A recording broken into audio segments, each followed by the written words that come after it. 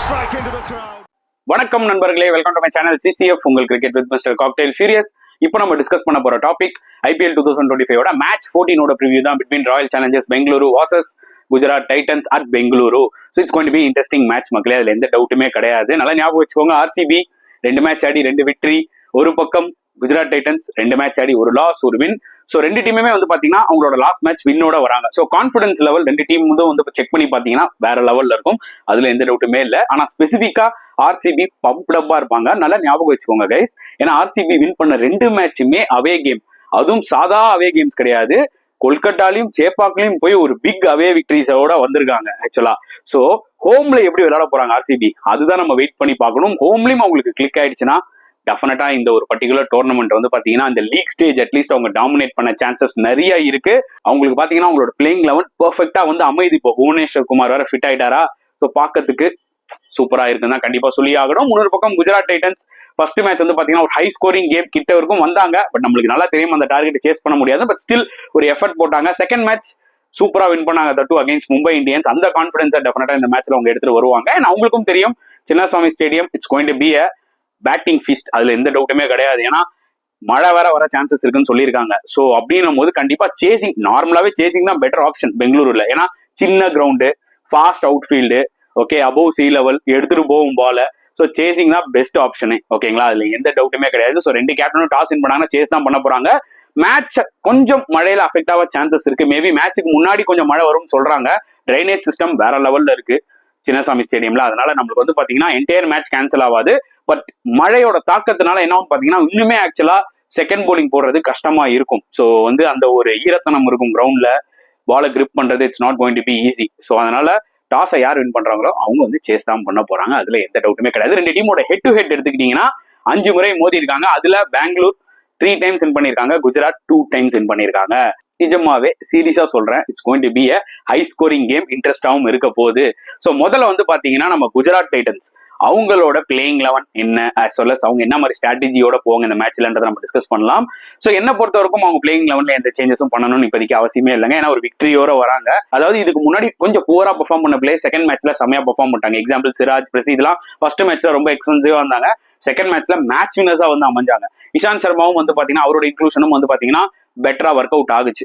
Okay, so அதனால அவங்களோட squad பார்க்கும்போது S it is looking good. அவங்க வந்து நல்ல ஒரு ஃபார்ம்ல இருக்காங்க. அவங்க பேட்ஸ்மேன்ஸும் டாப் ஆர்டர் வந்து பாத்தீங்கன்னா நல்ல ஒரு ஃபார்ம்ல இருக்காங்க. இன்னும் மிடில் ஆர்டர் பெருசா எக்ஸ்போஸ் ஆகல, அது வேணா ஒரு சின்ன சேலஞ்ச் இருக்கும். In case top order early wickets விட்டுட்டாங்கன்னு வச்சுக்கோங்களேன். ஏன்னா பாசிட்டிவ்ஸ் எடுத்துக்கிட்டீங்கன்னா Sai Sudharsan back to back 50s அடிச்சிருக்காரு. சுப்மன் கில் பெரிய ஸ்கோர் அடிக்கலனாலும் நல்ல ஸ்டார்ட்ஸ் கொடுக்குறாரு. அதே மாதிரி தான் ஜாஸ் பட்லரும் ஒரு 50 அடிச்சிருக்காரு, ஒரு 38. டாப் 3 கொஞ்சம் நல்லா ஃபார்ம்ல இருக்கிறது நல்லாவே தெரியுது. 2 மேட்ச் அவங்க தான் மேஜர் ஆஃப் த ரன்ஸ் அடிச்சிருக்காங்க. Okay, so Shahrukh Khan, Rutherford, Tewatia, so இவங்கெல்லாம் வந்து இன்கேஸ் ஒரு 30 for 2, 40 for 3ன்னும் போது எப்படி இந்த ஒரு பர்டிகுலர் மேட்சை வந்து அப்ரோச் பண்ணுவாங்க குஜராத் டைட்டன்ஸ், அதுதான் நான் வெயிட் பண்ணி பார்க்கணும்னு இருக்கேன். அண்ட் கண்டிப்பா அவங்களோட நியூ பால் போலிங் நல்லா இருக்கு. சிராஜ் போன மேட்ச் அந்த ஃபார்மை பிடிச்சிட்டாரு. பெங்களூர்ல அவருக்கு விளையாடி நிறைய எக்ஸ்பீரியன்ஸ் இருக்கு. ஏன்னா போன வருஷம்லாம் RCBக்கு தான் அவர் விளையாடி இருக்காரு.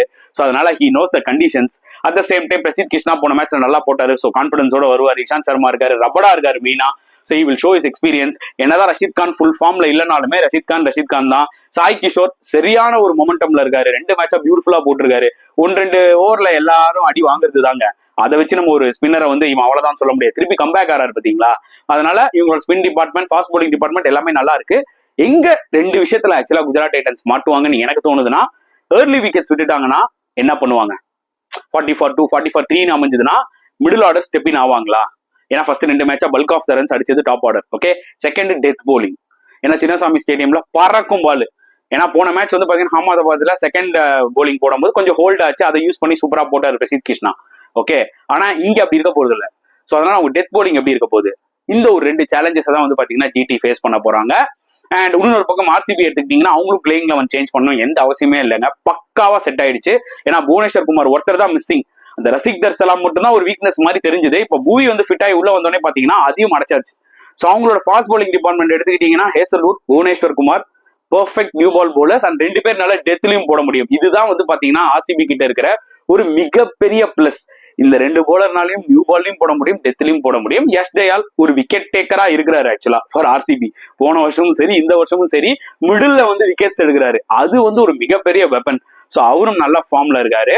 அட் த சேம் டைம் வந்து பாத்தீங்கன்னா ரஜத் படிதார் லாஸ்ட் மேட்ச்லயே பார்த்தோம், லிவிங்ஸ்டன், சுயாஷ் சர்மா, ஓகே, இந்த மாதிரி பிளேயர்ஸ்க்குலாம் வந்து அப்படியே ரொட்டேட் பண்றாரு. ஒரு 2 ஓவர் 3 ஓவர் கொடுத்து ரொட்டேட் பண்றாரு. குணால் பாண்டியா கண்டிப்பா இந்த மேட்ச்ல ஈக்குவேஷனுக்குள்ள வருவாரு.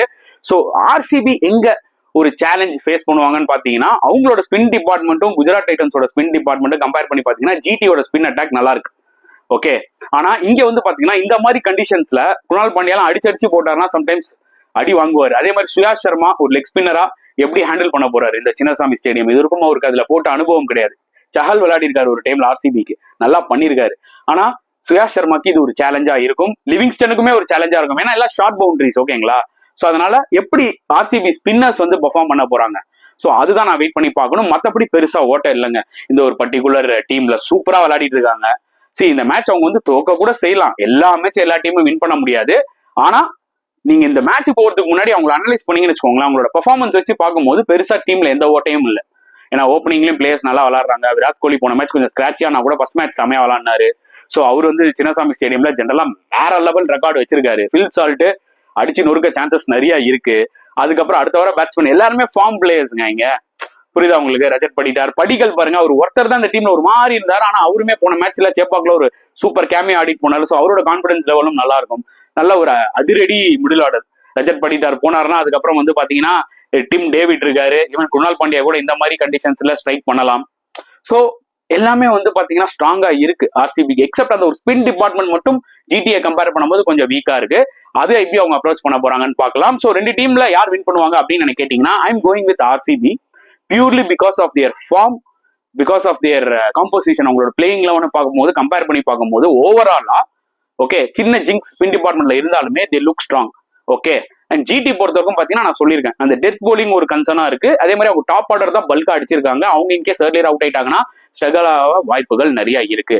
என்னதான் நான் ஆர்சிபி வின் பண்ணும் இந்த மேட்ச்ல சொன்னாலுமே toss is a crucial factor in Chinnasamy stadium. வந்து எஸ்பெஷலி இந்த மேட்ச்ல மழை வேற வந்து போக சான்சஸ் இருக்கு. ஸோ எந்த டீம் சேஸ் பண்றாங்களோ அவங்களுக்கு வின் பண்ற ஆப்பர்ச்சுனிட்டி இன்னுமே கொஞ்சம் அதிகமா இருக்கும்ன்றத நான் சொல்ல வரேன். பட் ஓவரால் நான் ஒரு ப்ரிவியூ அப்படின்னு நீங்க என்ன கேட்டீங்கன்னா, I am going for an RCB win மக்களே. ஸோ இந்த மேட்சோட ஃபேண்டசி பிளேயிங் லெவன் ப்ரெடிக்ஷனும் நம்ம வந்து எடுத்துக்கலாம். ஸோ ஆர்சிபில இருந்து 6 பேர் கன்ஃபார்மா எடுக்கணும். ஃபில் சாட், விராட் கோலி கண்டிப்பா பெர்ஃபார்ம் பண்ணுவாங்கன்னு எனக்கு நம்பிக்கை இருக்கு. ரஜத் படிதார் எடுத்துக்கோங்க, ஏன்னா சம ஃபார்ம்ல இருக்காரு. அஸ் கேப்டனா வந்து பாத்தீங்கன்னா பேட்டிங்லயும் சரி அவரோட கேப்டன்ஷிப் ஸ்கில்லையும் பயங்கரமா ப்ரூவ் பண்றாரு. பட் ஃபேண்டசிக்கு நம்மளுக்கு பாயிண்ட்ஸ் தான் முக்கியம். ஸோ ரஜத் படிதார் எடுத்துக்கோங்க. அதே மாதிரி லிவிங்ஸ்டன் அந்த ஆல்ரவுண்ட் ஆப்ஷன் பயங்கரமா தராருங்க. நான் டிம் டேவிடை விட லிவிங்ஸ்டன் கண்டிப்பா நான் எடுப்பேன். ஓகே, அண்ட் போலிங்ல கண்டிப்பா நீங்க புவனேஸ்வர் குமார் அண்ட் ஏசல்வுட் எடுத்துக்கோங்க. கண்டிப்பா they are the wicket takers. And இந்த பக்கம் வந்து பாத்தீங்கன்னா ஜிடில இருந்து 5 பேர். சாய் சுதர்ஷன் நல்ல ஃபார்ம்ல இருக்காரு. அதே மாதிரி சுப்மன் கில்லையும் எடுத்துக்கோங்க. அதே மாதிரி பட்லரையும் எடுத்துக்கோங்க. 3 பேரும் நல்ல ஃபார்ம்ல இருக்காங்க. 3 பேரையும் எடுத்துக்கிறது பெட்டரான ஒரு ஆப்ஷன். ஸோ அடுத்தது வந்து பாத்தீங்கன்னா I will go for Sai Kishore. Rashid Khan 2 மேட்சா நான் போடுறேன், பாயிண்ட்ஸ் பெருசா எடுத்தே கொடுக்கல. ஸோ அதனால நான் இந்த முறை பாத்தீங்கன்னா சாய் கிஷோர் போறேன். Okay, 4th. 5th வந்து பாத்தீங்கன்னா எனக்கு என்னவோ இந்த மேட்ச்ல ககிசோ ரபாடா விக்கெட்ஸ் எடுப்பாருன்னு தோணுது. So I am going for Kagiso Rabada. நான் பிரசீதோ இல்ல சிராஜோ நான் இந்த மேட்ச்ல ஃபேண்டசி போக மாட்டேன். ஏன்னா அவங்களாம் என்ன மாதிரி பிளேயர்ஸ்னா ஒரு மேட்ச் நல்லா போடுவாங்க, ஒரு மேட்ச் அடி வாங்குவாங்க, ஒரு மேட்ச் நல்லா போடுவாங்க, திருப்பி அடி வாங்குவாங்க. But I am going for quality. So 5வது பிளேயர் ரபாடா. ஸோ இதுதான் என்னோட ஃபேண்டசி பிளேயிங் லெவன் ப்ரெடிக்ஷன். உங்களுக்கு பிடிச்சிருந்ததுன்னா இந்த டீமை பிக் பண்ணி ஃப்ரீ லீக்ல விளையாடுங்க, ஜாலியா என்ஜாய் பண்ணுங்க. சரிங்களா? ஸோ உங்களோட கருத்துக்களை மறக்காம கமெண்ட் செக்ஷன்ல போடுங்க. ஆர்சிபியா ஜிடியா? அட் த சேம் டைம் இந்த வீடியோ பிடிச்சிருந்தா லைக் பண்ணுங்க, ஷேர் பண்ணுங்க, முடிஞ்சா சப்ஸ்கிரைப் பண்ணுங்க. ஸோ நெக்ஸ்ட் வீடியோல பார்க்கலாம் ஃப்ரெண்ட்ஸ். அன்டில் தென் பாய்.